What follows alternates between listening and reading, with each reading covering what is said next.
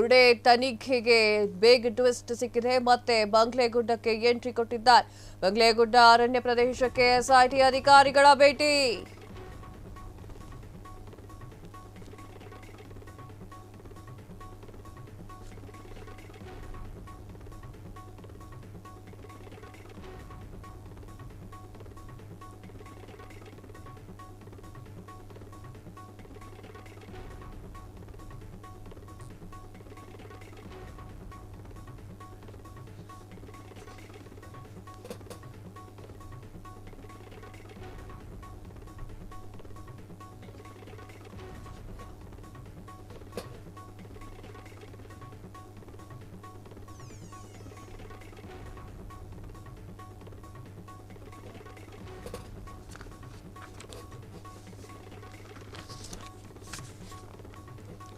ಬುರುಡೆ ತನಿಖೆಗೆ big twist. ಮತ್ತೆ ಬಂಗ್ಲೆಗುಡ್ಡಗೆ entry. ಬಂಗ್ಲೆಗುಡ್ಡ ಅರಣ್ಯ ಪ್ರದೇಶಕ್ಕೆ ಎಸ್ಐಟಿ ಅಧಿಕಾರಿಗಳ ಭೇಟಿ.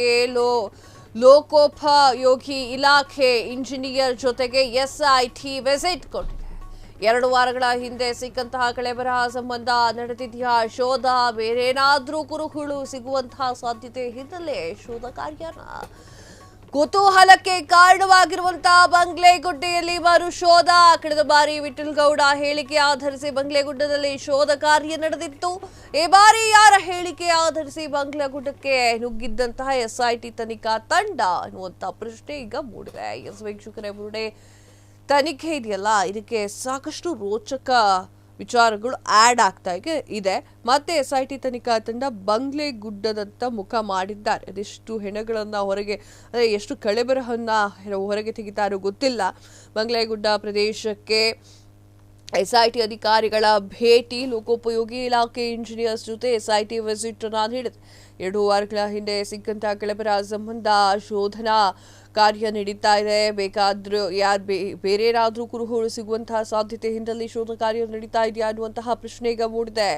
ಕಳೆದ ಬಾರಿ ವಿಠಲ್ ಗೌಡ ಹೇಳಿಕೆಯನ್ನ ಆಧರಿಸಿ ಬಂಗ್ಲೆಗುಡ್ಡದಲ್ಲಿ ಶೋಧ ಕಾರ್ಯವನ್ನ ಮುಂದೂಡಲಾಗಿತ್ತು.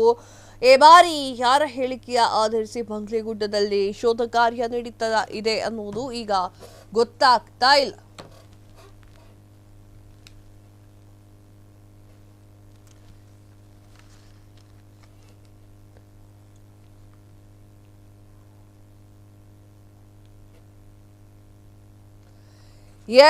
ಕಳೆ ಬರಹವನ್ನ ಹುಡುಕುವಂತಹ ಪ್ರಯತ್ನವನ್ನ ಎಸ್ಐಟಿ ತನಿಖಾ ತಂಡ ಮಾಡ್ತಾ ಇದೆಯಾ?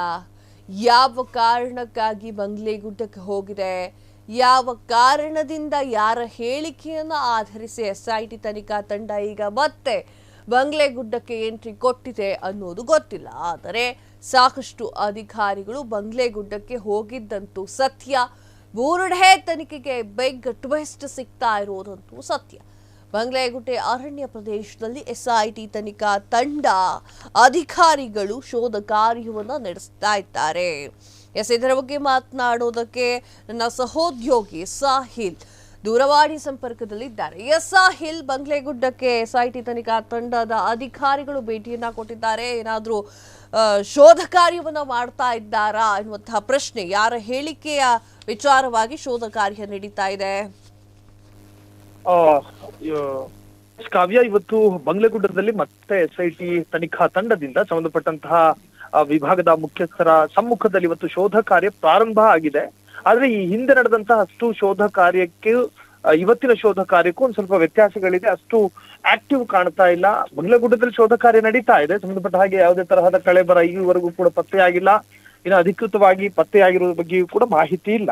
ಇದು ವಿಠಲಗೌಡರ ಹಳೆ ಹೇಳಿಕೆ ಆಧರಿಸಿ ಇವತ್ತು ಬಂಗ್ಲೆಗುಡ್ಡದಲ್ಲಿ ಶೋಧ ಕಾರ್ಯ ಪ್ರಾರಂಭ ಆಗಿದೆ ಎನ್ನುವಂತ ಮಾಹಿತಿ ಇದೆ ಕಾವ್ಯ. ಆದ್ರೂ ಇವತ್ತು ಮಾತ್ರ ಬೇರೆ ಬೇರೆ ವಿಭಾಗದವರು ಆ ಬಂಗ್ಲೆಗುಡ್ಡದಲ್ಲಿ ಇದ್ರು. ಒಟ್ಟಾರೆ ಈವರೆಗೂ ಸಿಕ್ಕಿರುವಂತಹ ಮಾಹಿತಿಯ ಪ್ರಕಾರ ಬಂಗ್ಲೆಗುಡ್ಡದಲ್ಲಿ ಯಾವುದೇ ತರಹದ ಕಳೆಬರಗಳು ಪತ್ತೆಯಾಗಿಲ್ಲ ಎನ್ನುವಂತಹದ್ದು. ಸಾಹಿಲ್, ಈ ಹಿಂದೆ ವಿಠಲ್ ಗೌಡ ಅವರ ಹೇಳಿಕೆಗೆ ಅನ್ವಯ ಎಸ್ಐಟಿ ತನಿಖಾ ತಂಡ ಬಂಗ್ಲೆಗುಡ್ಡದಲ್ಲಿ ಶೋಧ ಕಾರ್ಯವನ್ನ ನಡೆಸ್ತಾ ಇತ್ತು.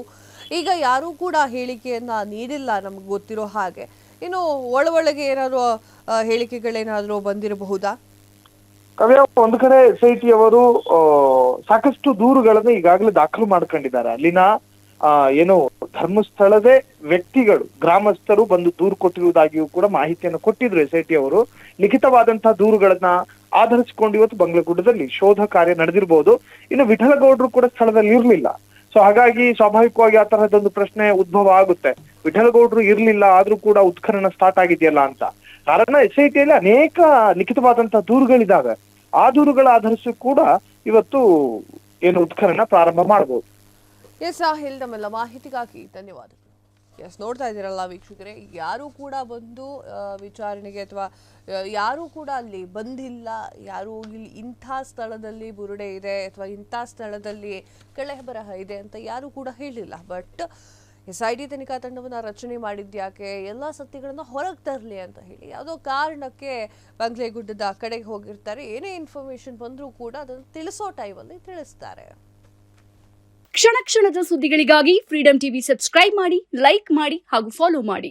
ಹೊಸ ಸುದ್ದಿಗಳ ನೋಟಿಫಿಕೇಶನ್ಗಾಗಿ ಬೆಲ್ ಐಕಾನ್ ಮೇಲೆ ಕ್ಲಿಕ್ ಮಾಡಿ.